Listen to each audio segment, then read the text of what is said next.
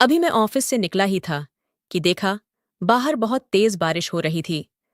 मेरा ड्राइवर राघव काफी तेज गाड़ी चला रहा था। रास्ता पूरा सुनसान था और कुछ भी साफ साफ नजर नहीं आ रहा था। आज मुझे काम खत्म करते करते काफी देर हो गई थी।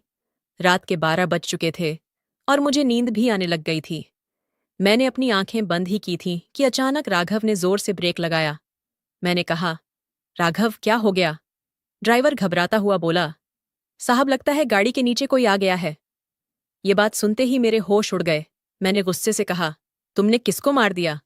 उसने कहा, साहब इसमें मेरी कोई गलती नहीं थी। कोई हमारी कार के नीचे जानबूझकर आया है।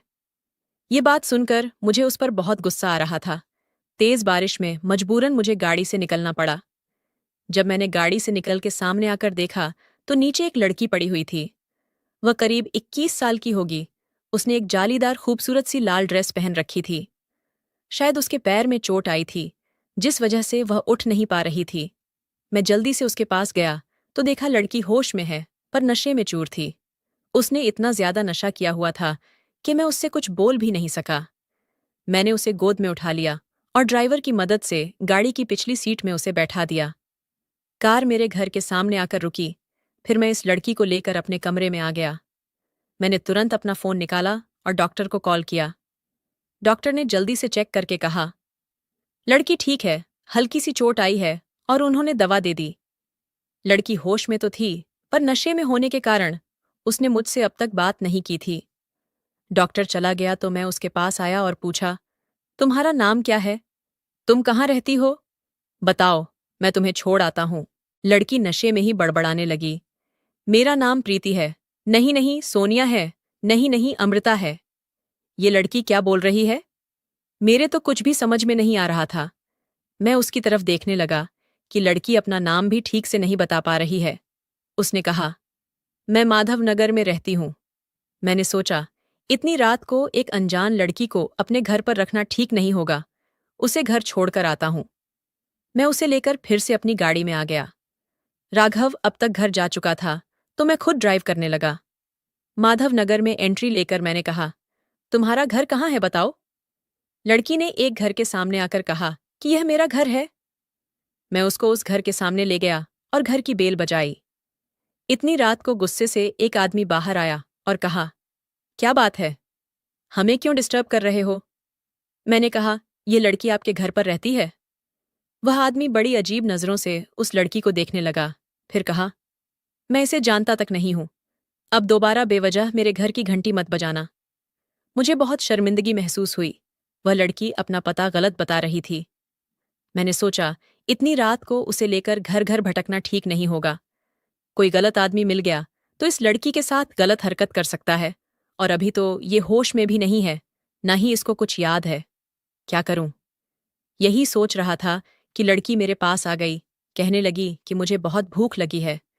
उसके चेहरे पर बहुत मासूमियत थी। मैंने गौर किया तो देखा कि वह बला की खूबसूरत है। उसके दूधिया चेहरे पर लाल लिपस्टिक तो कहर ही डाल रही थी।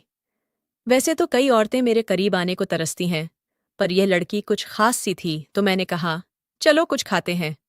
मैं उसे लेकर शहर के एक बड़े रेस्टोरेंट में आ गया। खाना खाते वक्त लड़की ने कहा, मेरा नाम सोनिया है। आज मेरा मूड खराब था, इसलिए ज्यादा शराब पी ली थी और आपकी कार से टकरा गई। मैंने पूछा, तुम्हारा मूड खराब क्यों था?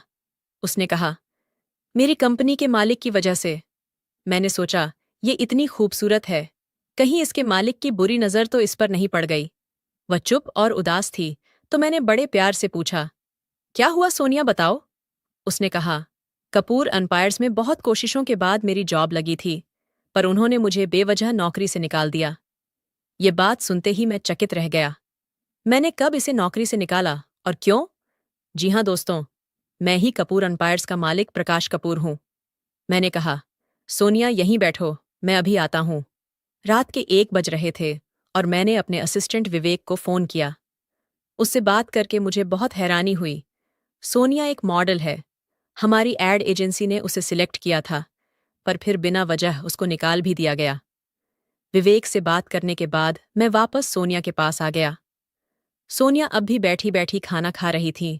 मेरे आते ही उसने कहा, चलो मुझे अभी कहीं जाना है। मैं उसकी तरफ बड़ी हैरत भरी निगाहों से देखने लगा कि रात 1 बजे वह कहाँ जाना चाहती है। मैंने कहा, तुम्हें इतनी रात को कहाँ जाना है? वो मेरी तरफ देखी और कहने लगी, मुझे कपूर अंपायर्स के मालिक प्रकाश कपूर से मिलना है। मैंने कहा, कपूर अंपायर्स के मालिक से मिलकर तुम क्या करना चाहती हो? उसने कहा, मैं उनसे पूछना चाहती हूँ कि किस वजह से उन्होंने मेरा कॉन्ट्रैक्ट यूं कैंसिल कर दिया। बड़ी मुश्किल के बाद मैं मॉडलिंग इंडस्ट्री में आई थी और इतने ऑडिशन के बाद मैं सिलेक्ट हुई थी। मैंने उनकी कंपनी के साथ कॉन्ट्रैक्ट साइन भी कर लिया था, लेकिन आज मुझे पता चला कि वो मेरे साथ काम नहीं करना चाहते, जबकि 2 दिन बाद मेरी पहली शूटिंग होने वाली थी। मेरी जगह पर उन्होंने किसी रीना नाम की लड़की को सिलेक्ट कर लिया, जो शायद प्रकाश कपूर की गर्लफ्रेंड है। उसकी बात सुनकर मुझे अपने आप पर गुस्सा आने लगा था। मैंने ही रीना के कहने पर आज इस लड़की को निकाला था। रीना मेरी बहुत करीबी दोस्त और एडवाइज़र है, पर सबको कहती फिरती है कि वह मेरी गर्लफ्रेंड है। मैंने उसके साथ कई रातें ज़रूर गुजारी हैं, पर मेरे दिल में उसके लिए ऐसी कोई भी फीलिंग नहीं है। वह ये काम करना चाहती थी, इसलिए उसने सोनिया को हटा दिया। मैंने कहा, देखो रात बहुत हो गई है। अभी प्रकाश कपूर से तुम नहीं मिल पाओगी। तुम मेरे साथ मेरे घर चलो। कल देखता हूं कि क्या हो सकता है। वो बड़ी प्यार भरी निगाह से मुझे घूरने लगी और बोली, तुमने आज मेरी बहुत मदद की। तुम बस मुझे प्रकाश कपूर के घर के बाहर छोड़ दो। मैं तुम्हें अब और परेशान नहीं करना चाहती। मैंने कहा, मैं तुम्हें उसके पास ले चलूंगा। फिलहाल तुम मेरे साथ मेरे घर चलो। तुम ठंडे दिमाग से कल उसके पास जाना और फिर बात करना। उसने कुछ नहीं कहा और मेरे साथ कार में बैठ गई। अभी भी बहुत जोरों की बारिश हो रही थी। वह लड़की इतनी खूबसूरत और अट्रैक्टिव है कि मेरी नज़र उस पर ही टिकी थी। मैं उसे लेकर अपने घर पर आ गया। मैंने कहा, तुमने इससे पहले कभी प्रकाश कपूर को देखा है क्या? उसने कहा, नहीं, मैंने कभी नहीं देखा, बस उनका नाम सुना है।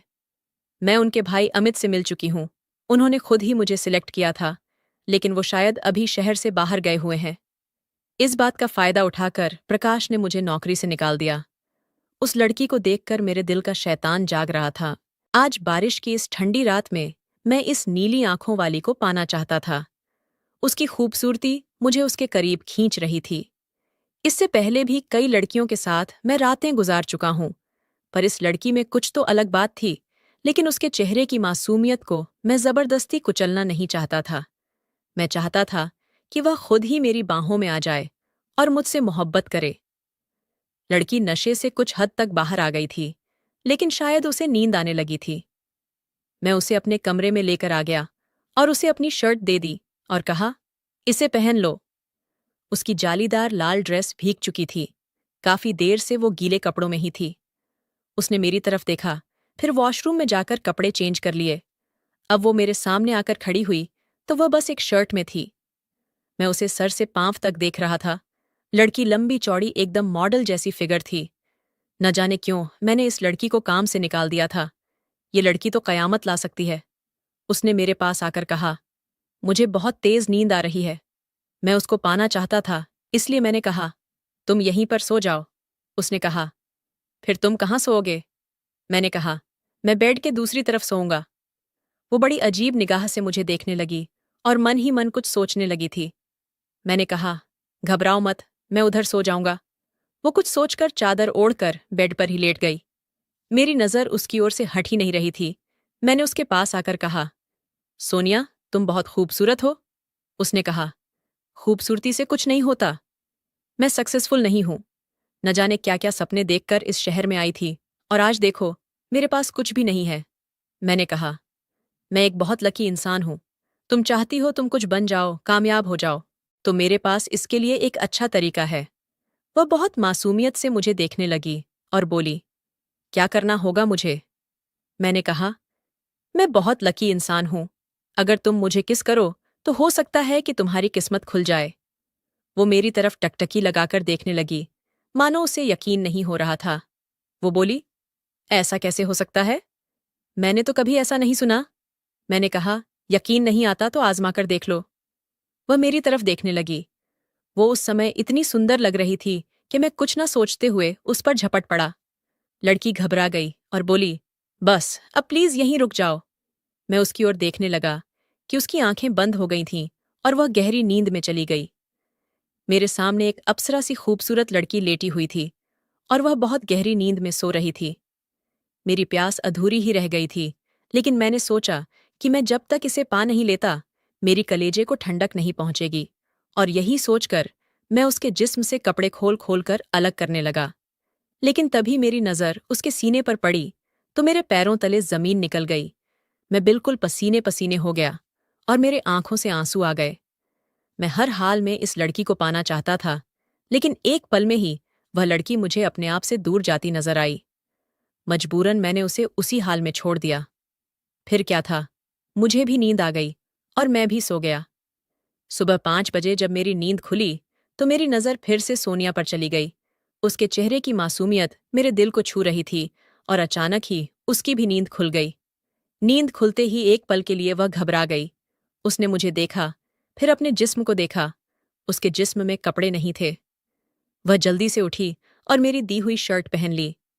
उसके बाद जल्दी से उठकर वह बाथरूम चली गई और अपने जालीदार कपड़े पहनकर फिर से वापस आ गई। बाहर आकर वो मेरी ओर बड़े गुस्से से देखने लगी और बोली, सच सच बताओ, तुमने मेरे साथ रात में क्या किया? मैं उठकर बैठा। मैंने उससे कहा, मैंने तुम्हारे साथ कुछ नहीं किया। उसने कहा, फिर? फिर मैं ऐसे हाल में कैसे आई? मैंने तुम्हें अच्छी तरीके से पहचान लिया है। ऐसी हरकत तुम ही कर सकते हो, मिस्टर प्रकाश कपूर। उसका नशा उतर चुका था, शायद इसलिए उसने मुझे पहचान लिया था। एक पल के लिए तो मेरी बोलती बंद हो गई और मैं चुपचाप उसकी ओर देखने लगा। वह लड़की अपना पर्स लेकर जाने लगी थी कि मैंने उसका हाथ पकड़ लिया और कहा, कहाँ जा रही हो? रुक जाओ। उसने मेरा हाथ झटक दिया और कहा, मैं तुमसे नफरत करती हूँ। मेरे दिल में कोई और है।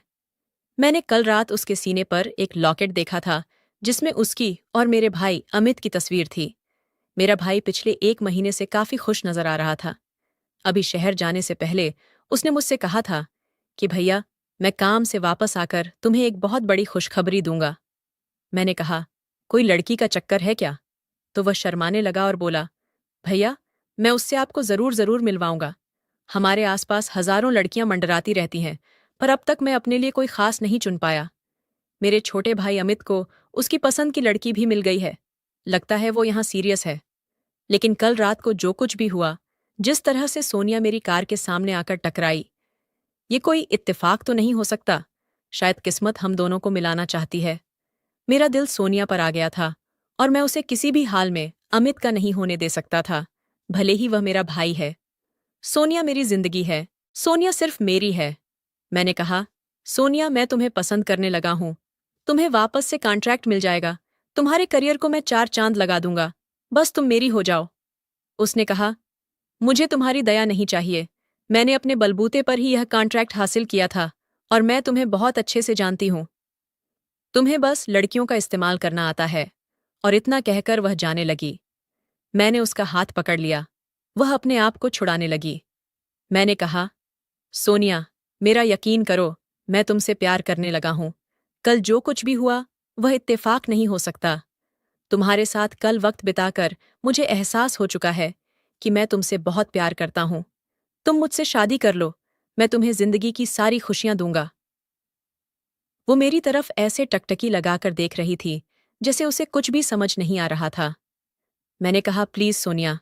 उसने कहा, मैं मन ही मन अमित को पसंद करने लगी हूं और शायद वह भी मुझे पसंद करता है, हालांकि मैं उसके दिल की बात नहीं जानती। मैंने कहा, अमित किसी और लड़की को पसंद करता है, तुम्हें नहीं। ये सुनकर उसे झटका लगा। वह मुझे कहने लगी, तुम्हें कैसे पता? तो मैंने उससे कहा कि उसने मुझे खुद बताया है, लेकिन मैं तुम्हें बहुत पसंद करता हूं। सोनिया अब चुपचाप मेरे सामने खड़ी थी। मैं अपने आप को रोक न सका और उसके करीब गया और उसके होठों को चूमने लगा। धीरे धीरे वो भी मदहोश होने लगी और मेरे सीने से लिपट गई। उसने कहा, तो तुम मुझे धोखा तो नहीं दोगे ना? मैंने कहा, नहीं, कभी नहीं। और अब मैं तुम्हें शादी के बाद ही हाथ लगाऊंगा, ये मेरा वादा है। मैंने अपने असिस्टेंट को फोन किया और आज के आज उससे शादी कर ली, क्योंकि मैं उसे खोना नहीं चाहता था। मेरा भाई जब काम से वापस आया तो मैंने उसे सोनिया से मिलवाया। अमित का चेहरा बिल्कुल उतर गया था। उसे तो मानो यकीन ही नहीं हो रहा था कि जिस लड़की को वह चाहता है वह उसकी भाभी बन चुकी है। मैंने अमित से कहा कि मैं सोनिया से मन ही मन बहुत पहले से प्यार करने लगा था, लेकिन फिर मैंने उसका इम्तिहान लिया, जिसमें वह पास हो गई, इसलिए मैंने उससे शादी कर ली। अमित ने कुछ नहीं कहा, उसने सोनिया को ही अपनी भाभी के रूप में स्वीकार कर लिया। उन दोनों को कभी यह पता नहीं चला कि उन दोनों के प्यार को मैंने ही अलग कर दिया था। न जाने सोनिया के अंदर ऐसी क्या खूबी थी कि मैं उसके पीछे यूं दीवाना हो गया था और इस दीवानेपन में उसे हासिल कर लिया। सोनिया एक अच्छी पत्नी साबित हुई और मेरी जिंदगी में खुशियां भर दीं।